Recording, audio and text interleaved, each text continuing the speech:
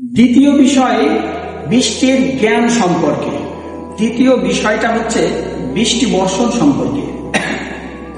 আল্লাহ সুবহানাহু ওয়া তাআলা এই যে ভারী বৃষ্টি বর্ষণ এবং হালকা বৃষ্টি বর্ষণ, এটা মানব সম্প্রদায়ের মধ্যে উন্নত প্রযুক্তি হওয়ার কারণে বৃষ্টি হবে কিনা আবহাওয়া অধিদপ্তর থেকে আমাদেরকে এমনি জানাইতে পারে যে বৃষ্টি হওয়ার সম্ভাবনা আছে। ওরা এটুকুই জানায় যে বেশি বা অল্প বৃষ্টি অথবা ভারী বৃষ্টি, এটা ওরা জানাইতে পারে এই উন্নত প্রযুক্তি থাকার কারণে। কিন্তু আল্লাহ সুবহানাহু ওয়া তাআলা সূরা লুকমানের একদম লাস্ট 34 নম্বর আয়াতে, লাস্টের যে আয়াতটা, ওখানে আল্লাহ সুবহানাহু ওয়া তাআলা বৃষ্টি সম্পর্কে আলোচনাও করেছেন।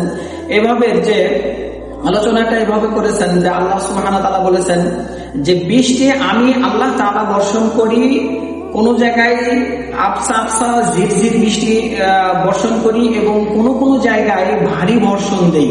কত ফোঁটা বৃষ্টি কোন জায়গায় কোন সময় কোন জায়গায় কিরকম দেওয়া দরকার, একমাত্র এই জ্ঞানটা আমি আল্লাহ সুবহানাহু ওয়া তাআলা নিজের জিম্মার মধ্যে রেখেছি। অতএব এটা আমি ছাড়া আর কেউ জানে না। এজন্য আমরা পরিপূর্ণ আস্থা রাখবো আল্লাহ সুবহানাহু ওয়া তাআলার উপরে ইনশাআল্লাহ।